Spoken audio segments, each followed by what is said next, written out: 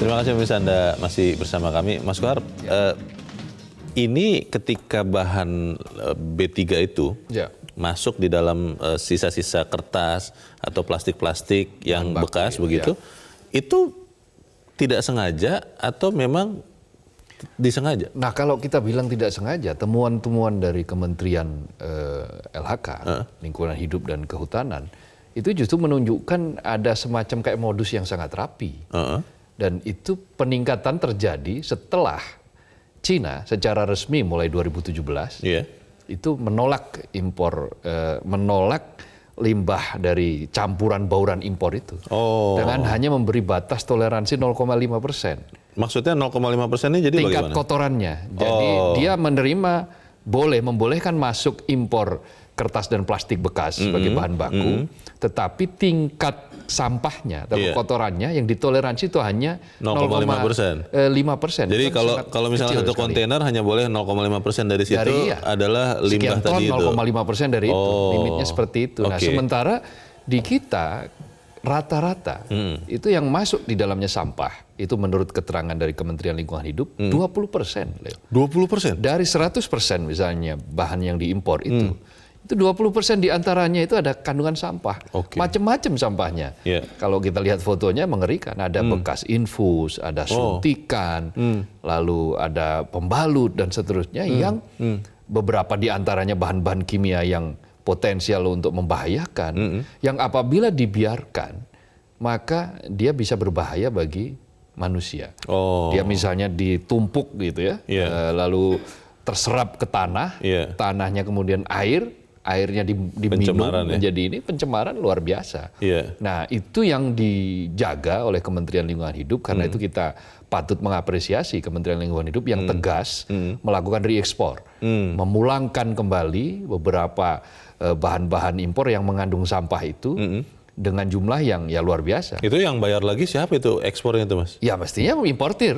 Mereka yang mengimpor ya mereka yang punya hak untuk mengembalikan. Bukan negara ya? Ya bukan. Negara menegakkan hukum.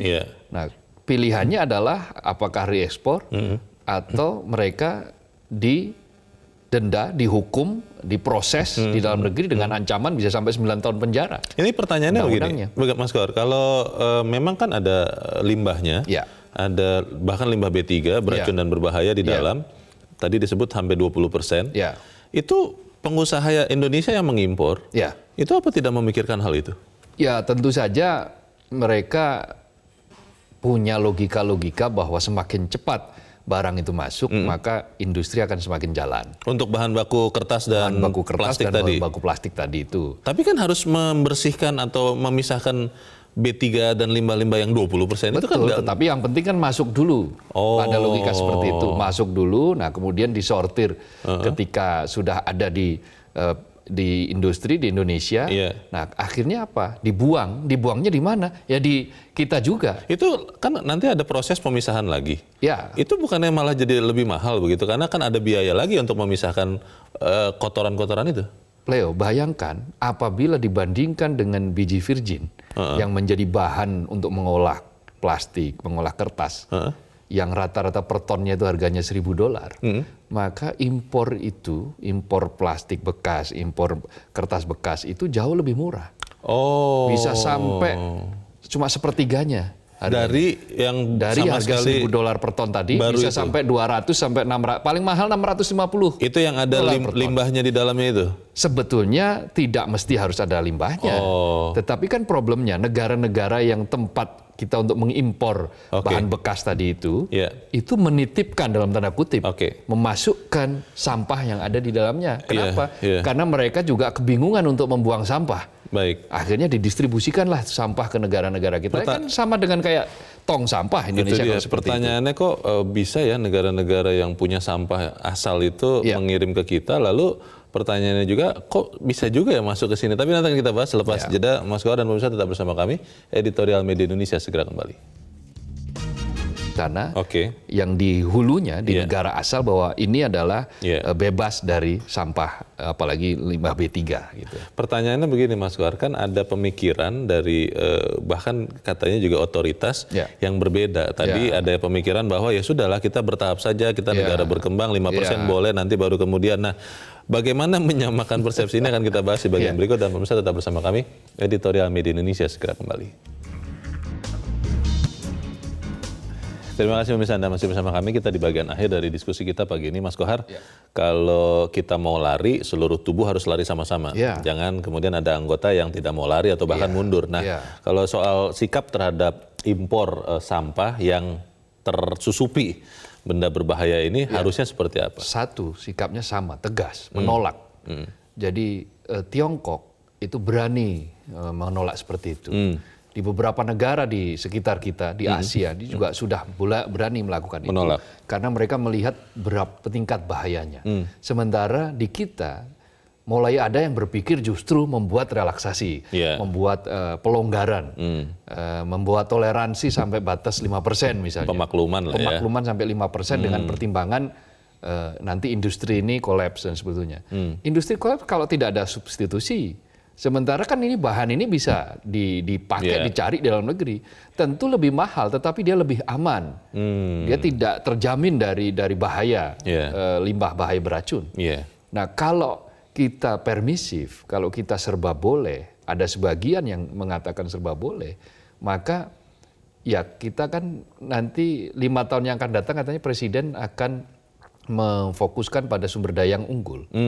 Sumber daya manusia ya? Coba bayangkan kalau ada sebagian kita, warga kita, manusia Indonesia yang terkena dengan limbah berbahaya beracun itu, lalu dia terkena ada sindrom-sindrom tertentu yang menyebabkan tumbuh kembang mereka tidak sempurna. Mungkin begini Mas Kohar, karena ancaman itu kan mungkin belum terkena kepada dirinya sendiri, belum terlihat nyata, jadi ya sudah kita kesampingkan dulu saja, itu bagaimana? Nah sekarang misalnya begini, kita kan menyaksikan sekarang bagaimana ikan-ikan di sungai, ikan di laut itu sekarang sudah banyak yang tercemar. Tercemar bahan kimia, tercemar. Dan itu bukan tidak mungkin atau bukan mustahil juga akibat rembesan dari limbah B3 itu. Bisa. Nah, dengan limbah B3 itu masuk kemudian ke sungai, lalu diminum oleh ikan, habitat-habitat di situ, ikannya dimakan oleh manusia, maka manusia akan kemudian kena sakit kan, bisa sakit, bisa tumbuh kembangnya tidak sempurna, otaknya juga tidak menjadi cerdas dan seterusnya. Jadi cara kita melihat itu bukan pada misalnya kita sebut toh negara kita belum negara maju, belum seperti itu. Peradaban itu kita sedang menuju kepada peradaban yang tinggi, peradaban bangsa yang unggul, bangsa yang besar. Nah, salah satu parameter tolok ukur sebuah peradaban itu adalah apabila tingkat kepedulian mereka terhadap lingkungan hidup, hak manusia untuk memperoleh hidup sehat, itu sangat tinggi. Nah, apa yang dilakukan oleh Kementerian LHK dengan tegas memulangkan kembali limbah berbahaya ini, sampah berbahaya ini, adalah dalam rangka untuk mencapai itu sebetulnya kan. Selain tentu saja menegakkan aturan. Menegakkan aturan. Aturan itu kan dibuat kan dalam rangka untuk mencapai kesejahteraan bersama, kebaikan bersama, keadilan, bahkan ya kesetaraan bagi semua manusia. Nah, semua manusia Indonesia punya hak. Jangan dianggap yang punya hak adalah orang-orang yang punya duit saja. Lalu yang tidak punya duit karena dia tidak bisa mengelola sampah, dia hanya bisa menerima sampah, hidup di antara tumpukan sampah. Efek negatif merusaknya. Efek negatifnya merusaknya luar biasa ke depan. Nah, jadi ini mestinya kita sambut. Mestinya seluruh anggota tubuh, kalau diibaratkan bangsa ini seluruh anggota tubuh, itu bergeraknya sama, bergeraknya selaras. Gitu. Mereka baik tangannya, kepalanya, kakinya, gitu kan, telinganya, matanya, semua diarahkan pada spirit yang sama bahwa kita harus menegakkan peradaban. Harapannya begitu, tapi kalau kemudian Mas Kohar ternyata misalnya setelah kita bicara seperti ini, importasi itu tetap dilakukan, itu bagaimana? Importasinya tidak masalah. Oke, tidak maksud saya yang ada sisipan bahan berbahayanya itu. Berarti ada sistem yang harus diubah. Jadi pengecekan di hulunya, pengecekan sebelum barang itu dibawa ke Indonesia harus lebih ketat. Kita harus bisa meniru seperti yang Tiongkok lakukan dengan menoleransi zero tolerance terhadap itu kalau perlu terhadap sampah dan limbah B3. Ya kotorannya 0,5% itu kotoran itu ya kan tidak terlalu signifikan. Tetapi kalau bisa 0%, di hulu, sektor hulu itu harus sudah ada pemeriksaan. Misalnya tadi yang saya katakan importasi itu harus jelas di atas kertas menyertakan bahwa garansi apabila dia ternyata sampai di pelabuhan dicek ternyata ada sampah, maka ya jangan marah kalau dipulangkan. Pertanyaan berikutnya begini Mas Kohar, katanya konon bangsa Indonesia ini bangsa yang mudah lupa. Ketika kita bicara 1, 2, 3 hari, 1 minggu, 2 minggu, mungkin kita masih ingat soal sampah ini. Tapi ketika pembicaraan ini mulai mereda, bahkan tidak ada lagi, jangan-jangan barang-barang ini tetap masuk juga ke pelabuhan-pelabuhan kita, itu bagaimana? Jangan salah Leo, masih ada 1, 2 yang mengawasi terus. Peran media apa kalau tidak seperti itu? Peran media sebagai watchdog itu kan seperti itu. Media sebagai watchdog, ada organisasi lembaga swadaya masyarakat yang sebagai watchdog, yang mereka akan terus-menerus komunitas-komunitas yang akan mengawasi dalam tanda kutip selama 24 jam full. Mereka akan mengawasi dan akan bergerak bersama-sama untuk kebaikan bangsa ini. Semoga kita bisa sama-sama punya kesamaan sikap untuk menolak sampah impor yang berbahaya ini. Mas Abdul Qahar, terima kasih sudah di sini Mas. Selamat pagi. Selamat pagi Leo. Pemirsa, kita tentu butuh solusi jangka panjang, tidak hanya untuk mengatasi kebutuhan produksi kertas dan plastik, namun yang lebih penting lagi adalah demi mengatasi volume sampah dalam negeri. Kita mutlak harus menerapkan gaya hidup anti plastik sekali pakai. Di samping itu, pemilahan sejak dari rumah adalah kunci keberhasilan daur ulang. Kalau bukan kita yang memikirkan nasib anak cucu kita, siapa lagi? Saya Leonard Samosir, terima kasih Anda sudah menyaksikan. Selamat pagi.